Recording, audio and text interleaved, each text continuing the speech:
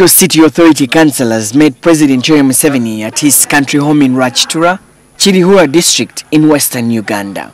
The councillors were accompanied by Minister for Presidency and Kampala Affairs Frank Tumwebaze and the KCCA Executive Director Jeniffer Musisi. Sources told NTV that the 24 councillors, including those who subscribed to the NRM party and the opposition, attended the 4-hour meeting that ran from 6 to 10 p.m. But some 10 councillors rejected the presidential invite. A number of councillors NTV contacted denied having attended the meeting, while others preferred to remain tight-lipped on the Rwakitura visit. But Kyambogo University councillor Brohanbia Ruhanga says the meeting focused on the strategies to develop Kampala into a world-class city. He says a key talking point was how best to reduce congestion, for instance by opening up more commuter taxi parks in the city suburbs or outskirts. For example, recently we had the clearing of the road which is leading to the Banda taxi park. All roads from Ginger Road, all vehicles coming from Ginger Road are going, especially the commuter taxis, are going to be stopping at Banda. The buses will have to transport people from Banda to the city center. The buses take more people than a taxi. Where there have been 4 taxis, you have 1 bus. The councillors also asked the president to increase budgetary allocation to KCCA to foster the city's development. They want the allocation raised from 268 billion to 400 billion shillings. We shared with the president the need to adequately fund the budget for Kampala Capital City Authority, and we requested that because this is the capital city and we have a special status, we are under a different legal regime, we need to have that streamlined out.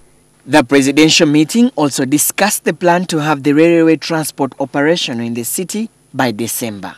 KCCA and Rift Valley Railways are working on the mass transport to run between Namamve Kampala and Chengera in Wakiso district. We are going to have a double carriageway, a passenger carrier and a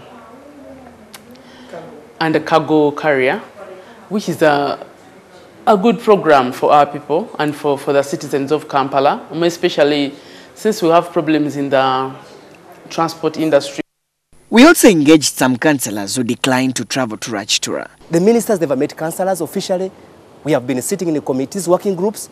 We have made recommendations, but we have never had any formal meeting with the minister to discuss those resolutions. People are resigning from committees.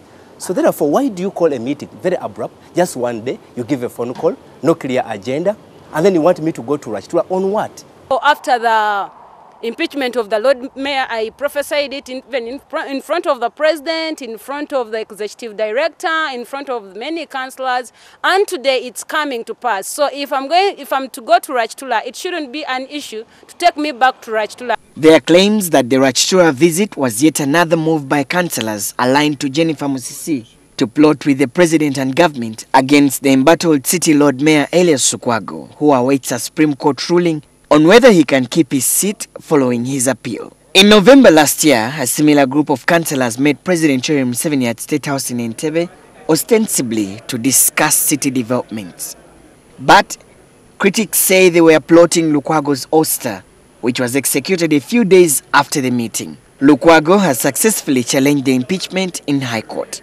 But those who are in Rwakitura say it's normal to meet the president since he's the head of state.